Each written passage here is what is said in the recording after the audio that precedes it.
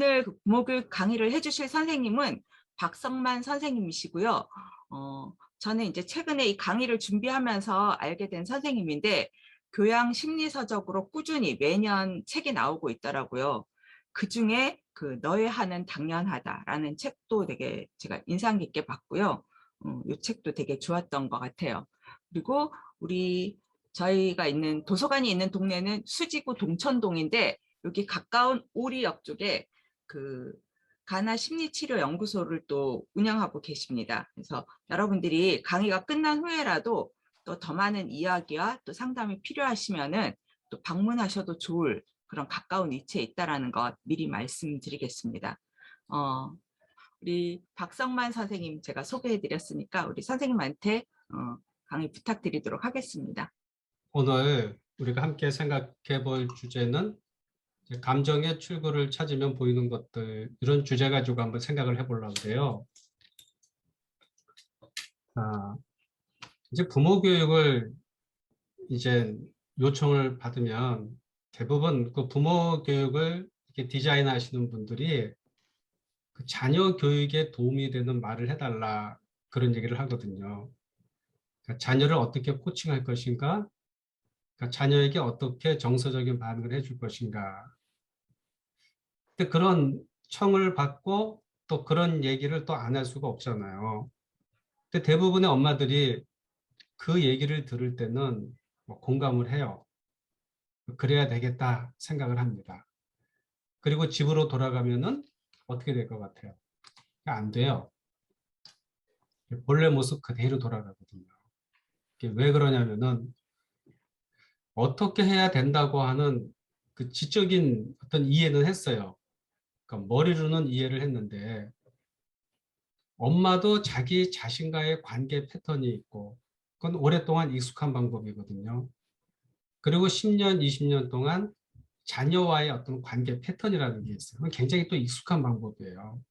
이게 잘 바뀌지를 않아요. 어, 그러니까 2시간 동안 부모 교육을 잘 받았는데 그래서 우리 아이에게 좀 더 좋은 엄마로서 기능을 해주고 싶었는데 그게 생각대로 잘 안 되더라. 그런 그 이야기를 많이 듣거든요. 그러면 이제 우리들이 쉽게 해줄 수 있는 것이 아이를 변화시키려고 하지 말고 엄마가 변해야 된다, 이런 얘기를 해요. 그 SBS에 이런 프로그램 있잖아요. 우리 아이가 달라졌어요. 근데 실은 우리 아이가 달라진 것이 아니라 그 엄마가 달라진 거예요. 그래서 엄마가 달라지는 거, 엄마가 달라지고 또 엄마가 달라진 방식으로 아이를 대하다 보니까 아이가 거기서 변화가 되는 거거든요. 그래서 오늘은 제가 자녀에 대한 이야기는 별로 하지 않으려고 그래요. 여기 참석하신 분들이 자기를 좀 들여다보고 그 내면을 힐링하는 그러한 시간으로 제가 좀 만들어 봤거든요. 우리의 이성을 움직이는 게 뭔가? 사실 감정이에요. 그래서 이 감정의 문제를 이제 심리학에서는, 이 분석 심리학에서는 요 감정, 이렇게 하나의 에너지를 가지고 있는 감정을 콤플렉스다, 그렇게 얘기를 하거든요. 콤플렉스가 하면 우리가 보통 열등감이다, 그렇게 생각하기 쉬운데 그 이상의 의미를 갖고 있어요. 분석 심리학에서는. 어떤 감정의 덩어리들. 우리 무의식 안에서는 수없이 많은 감정의 덩어리들이 있어요. 그러면 이 감정의 덩어리들은 의식화되기를 원해요. 의식화된다고 하는 것은 뭐예요? 내가 느끼기를 원한다, 그런 얘기예요. 감정은 느껴만 줘도 나한테 에너지가 돼요. 사랑하는 사람이 세상을 떠났어요. 그럼 보통 우리 문화권에서는 울면 안 되잖아요. 그러면 그 슬픈 감정은 어떻게 돼요? 내 무의식에 억압을 해버려요. 울면 안 되니까. 이게 억압이 돼버리는 거예요. 이 억압된 감정이 점점 세력을 키우게 되죠. 그럼 이게 하나의 어떤 힘을 발휘하게 되면, 하나의 인격체가 되면은 한 사람의 자아를 많이 휘둘러 버려요. 반면에 자기의 눈물을, 슬픔을 마음껏 표현할 수 있는 기회를 얻었다. 슬픔을 마음껏 표현할 수 있는 기회를 얻었다. 그러면 어떻게 됩니까? 그러면 슬픔에서 오히려 빨리 벗어나는 거예요. 제가 지금은 산을 자주 못 가지만 토요일마다 항상 바쁘기 때문에 예전에는 뭐 일주일에 한 달에 2번 정도 항상 산을 갔거든요. 뭐 혼자도 가고 같이도 가고 그랬어요. 그 산을 오르다가 내가 자연 속에 묻혀 있는 거예요. 5시간, 6시간, 7시간 이때는. 처음엔 몰라요. 처음엔 머릿속에 5만 가지 생각이 다 나요. 3시간, 4시간 걷게 되면 그 5만 가지 생각이 수면 아래로 쫙 가라앉아요. 그러면서 무의식에서 자기가 느끼지 못하고 경험하지 못한 어떤 감정들이 쫙 올라오거든요. 근데 그게 굉장한 어떤 에너지가 돼요. 그 에너지가 올라올 때, 아, 내가 어떻게 살아야 되겠다. 내가 앞으로 뭐를 해야 되겠다. 그런 통찰이 딱 와요. 그리고 그걸 할 수 있는 힘도 생기더라 그런 얘기예요. 자기 내면에 있는 어떤 감정들을 끌어올리기에는 자연이 사실 참 좋아요. 자, 자연과 관계되어 있는 시를 하나 읽어드릴게요. 신경님, 언제부터인가 갈 때는 속으로 조용히 울고 있었다. 그런 어느 밤이었을 것이다. 갈 때는 그의 온몸이 흔들리고 있는 것을 알았다. 바람도 달빛도 아닌 것. 갈 때는 저를 흔드는 것이 제 조용한 울음인 것을 까맣게 몰랐다. 산다는 것은 속으로 이렇게 조용히 울고 있는 것이란 것을 그는 몰랐다. 사실 이 시가 사람들의 마음을 울리는 것도 바람이 불면 갈대가 흔들리잖아요. 우리는 바람 때문에 갈대가 흔들린다고 이해를 하고 있는데 알고 보니까 바람 때문에 흔들리는 것이 아니라 자기 슬픔 때문에 갈대가 흔들린다. 시인이 그렇게 표현을 했잖아요.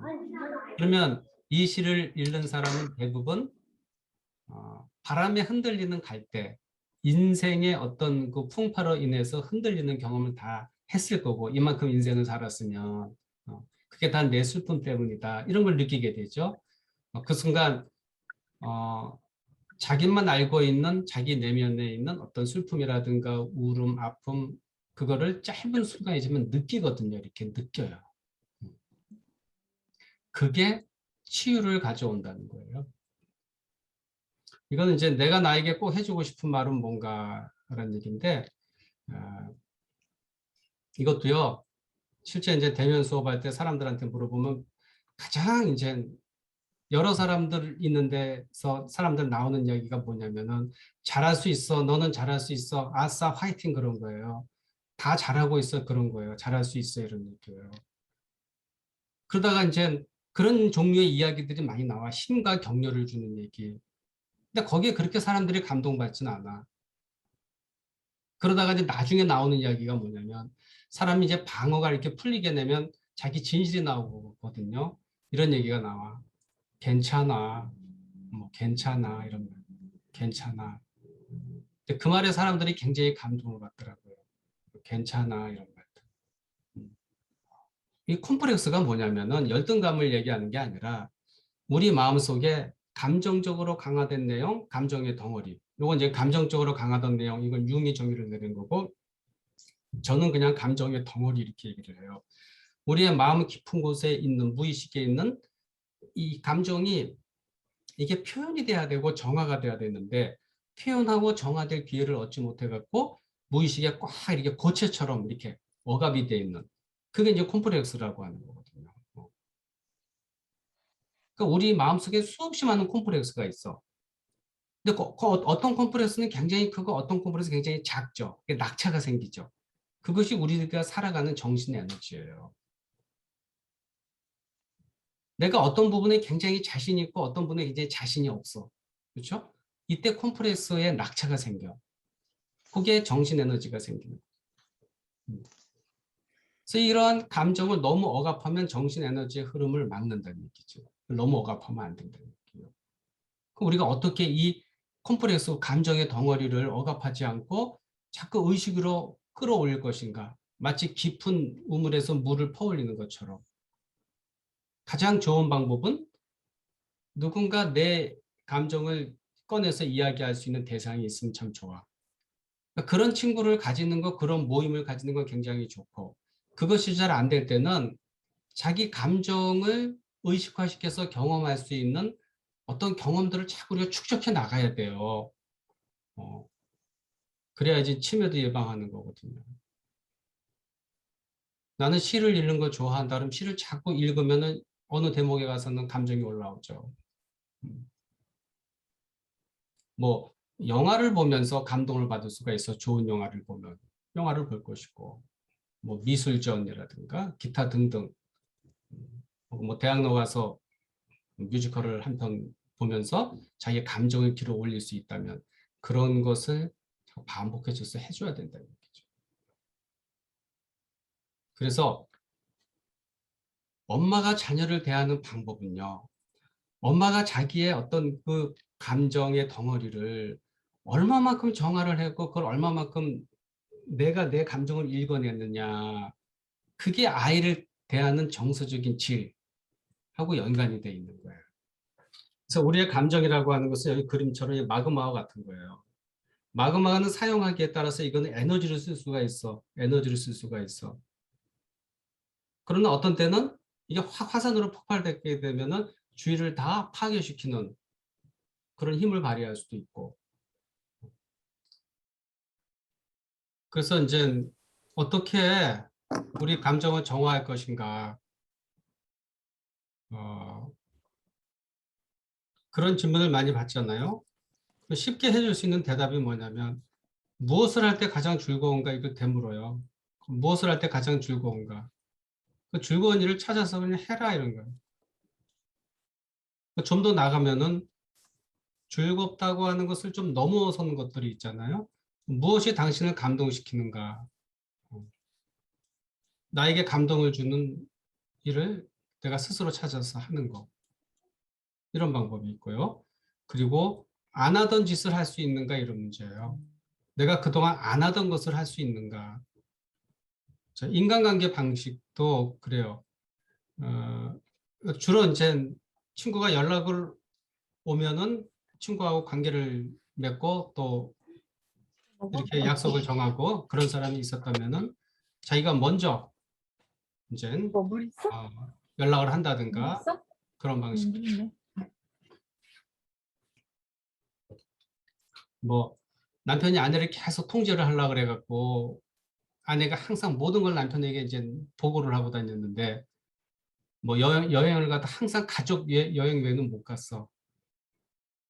근데 나이 40대 후반 들어서 이렇게 살 수 없다 해갖고 이제 친구랑 같이 이제 같이 뭐 2박 3일 이렇게 여행을 간다든가. 처음엔 전부 주변에서 그걸 받아들이기 힘들어해요. 근데 시간이 지나면 그것도 익숙해져요. 그러니까 우리가 아이를 대하는 방식이 있잖아요. 아이를 대하는 방식이 변하지 않는 한 아이도 잘 안 변해요. 근데 아이 입장에서 엄마가 좀 바뀌었어. 그때 아이가 바뀌는 거예요. 제가 그 심리 상담하면서 이제 엄마와 같이 심리 상담을 해야 되는 경우가 있거든요. 아이의 변화를 위해서 엄마한테 코치를 해야 될 때가 참 많아요. 전 항상 이런 주문을 해요. 아이 입장에서 우리 엄마가 좀 바뀌었다. 그걸 느끼게 해줘라. 아이 입장에서 엄마가 바뀌었다. 그럴 때 아이가 바뀐다는 얘기지. 그래서 좀 안 하던 것을 좀 할 수 있어야 된다는 얘기. 근데 용기가 필요한 것 같아요. 자기 감정을 존중하고 표현하라. 주관성에서 객관성으로 나와라. 여러 번 한 얘기고.